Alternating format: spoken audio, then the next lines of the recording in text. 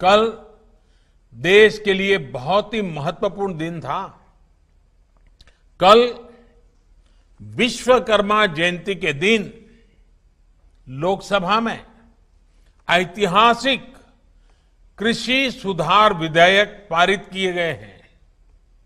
इन विधेयकों ने हमारे अन्नदाता किसानों को अनेक बंधनों से मुक्ति दिलाई है।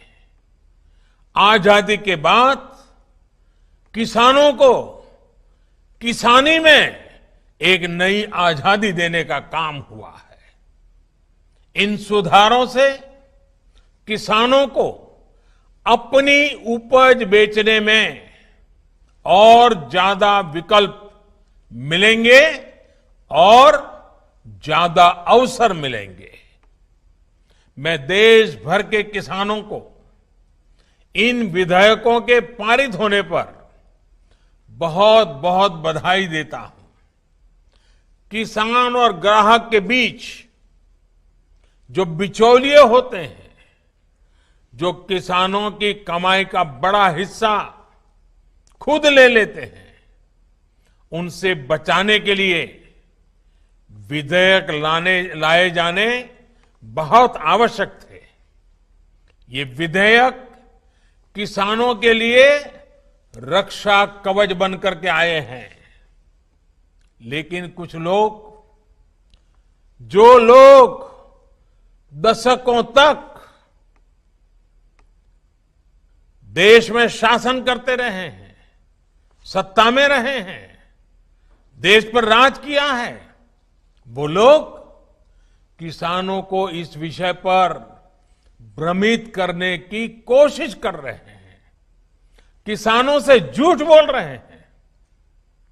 साथियों, चुनाव के समय किसानों को लुभाने के लिए बड़ी बड़ी बातें करते थे, लिखित में करते थे, अपने घोषणा पत्र में डालते थे और चुनाव के बाद भूल जाते थे।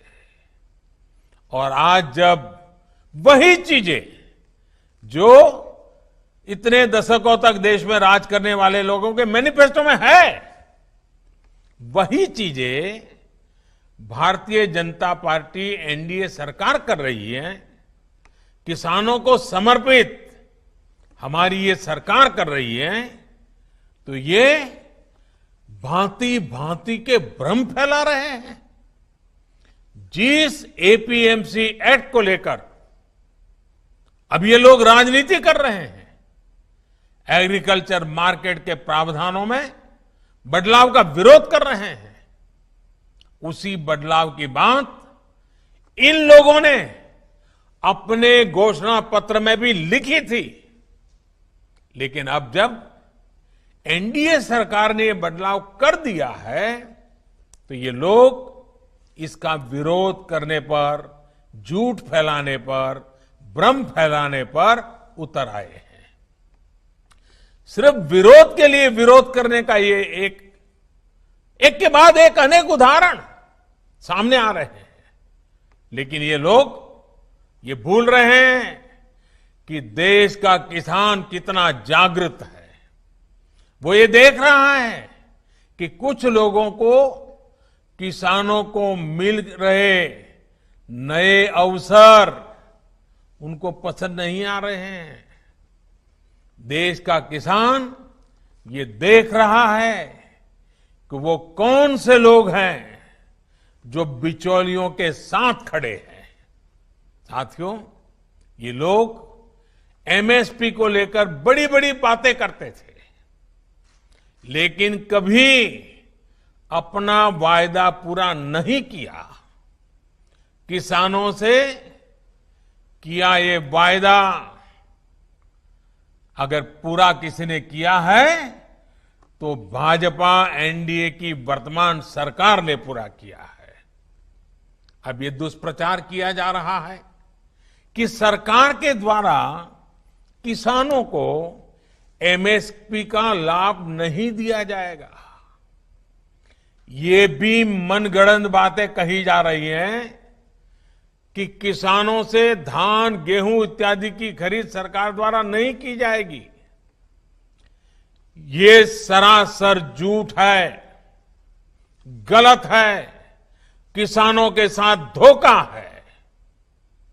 हमारी सरकार किसानों को एमएसपी के माध्यम से उचित मूल्य दिलाने के लिए प्रतिबद्ध है। पहले भी थे, आज भी हैं, आगे भी रहेंगे। सरकारी खरीद भी पहले की तरह जारी रहेगी।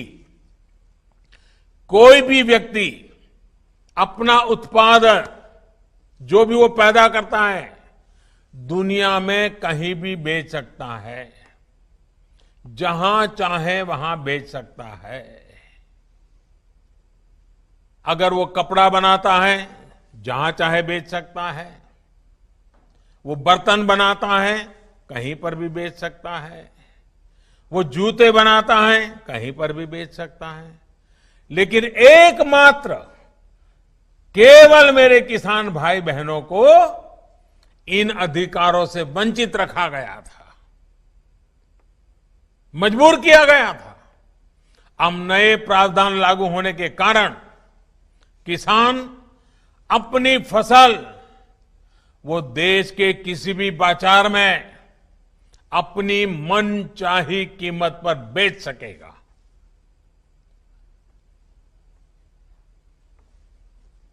ये हमारे कोऑपरेटिव्स, कृषि उत्पादक संघ, एपीओस और बिहार में चलने वाले जीविका जैसे महिला स्वयं सहायता समूहों के लिए एक सुनहरा अवसर लेकर आया है।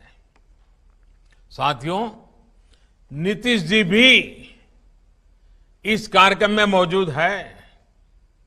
वो भली भांति समझते हैं कि एपीएमसी एक्ट से किसानों का क्या क्या नुकसान होता रहा है। यही वजह है कि बिहार का मुख्यमंत्री बनने के बाद अपने शुरुआती वर्षों में ही नीतीश जी ने बिहार में इस कानून को हटा दिया था। जो काम कभी बिहार ने करके दिखाया था, आज देश उस रास्ते पर चल पड़ा है। साथियों, किसानों के लिए जितना एनडीए शासन में पिछले 6 वर्षों में किया गया है, उतना पहले कभी नहीं किया गया। किसानों को होने वाली एक एक परेशानी को समझते हुए, एक एक दिक्कत को दूर करने के लिए हमारी सरकार ने निरंतर प्रयास किया है। देश के किसानों को बीज खरीदने में, खाद खरीदने में, अपनी छोटी छोटी जरूरतों को पूरा करने के लिए किसी से कर्ज न लेना पड़े, इसके लिए ही प्रधानमंत्री किसान कल्याण योजना शुरू की गई थी।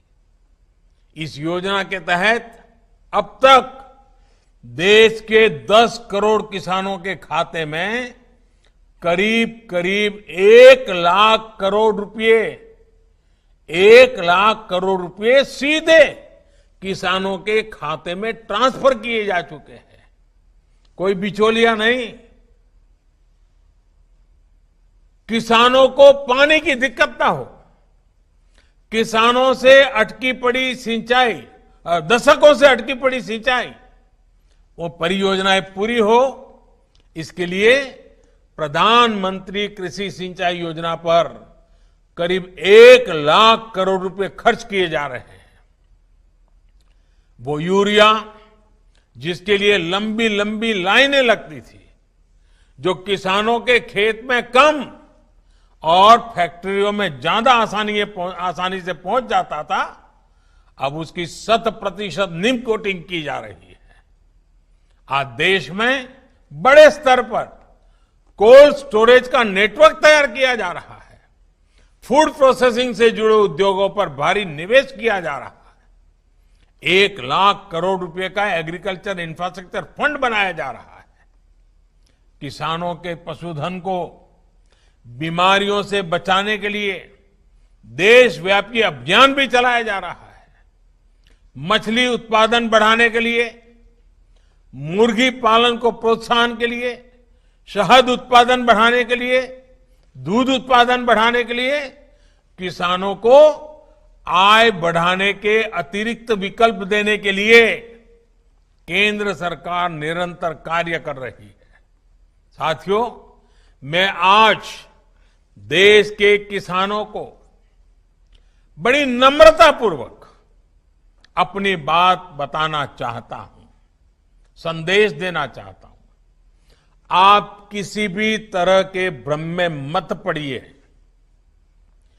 इन लोगों से देश के किसानों को सतर्क रहना बहुत जरूरी है।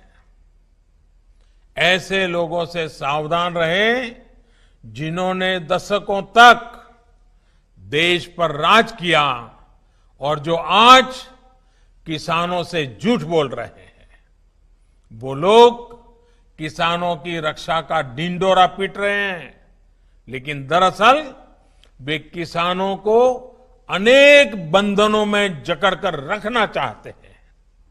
वो लोग बिचौलियों का साथ दे रहे हैं। वो लोग किसानों की कमाई को बीच में लूटने वालों का साथ दे रहे हैं। किसानों को अपनी उपज देश में कहीं पर भी किसी को भी बेचने की आजादी देना बहुत ऐतिहासिक कदम है। 21वीं सदी में भारत का किसान बंधनों में नहीं, भारत का किसान खुल करके खेती करेगा, जहां मन आएगा अपनी उपज बेचेगा, जहां ज्यादा पैसा मिलेगा वहां बेचेगा, किसी बिचौलिए का मोहताज नहीं रहेगा और अपनी उपज, अपनी आय भी बढ़ाएगा। ये देश की जरूरत है और समय की मांग भी है। Now be the first to know about the latest updates on our new news app. Go on your Android or iOS, search for HW News Network. Download our app, choose the language you prefer to get updates in, and be up to date with the latest news. If you like this video, please share it, and we would love to hear your comments in the comments section down here. Also, please do like our Facebook page and follow us on Twitter to get minute-to-minute news updates. For more such shows and videos, well, subscribe to our YouTube channel.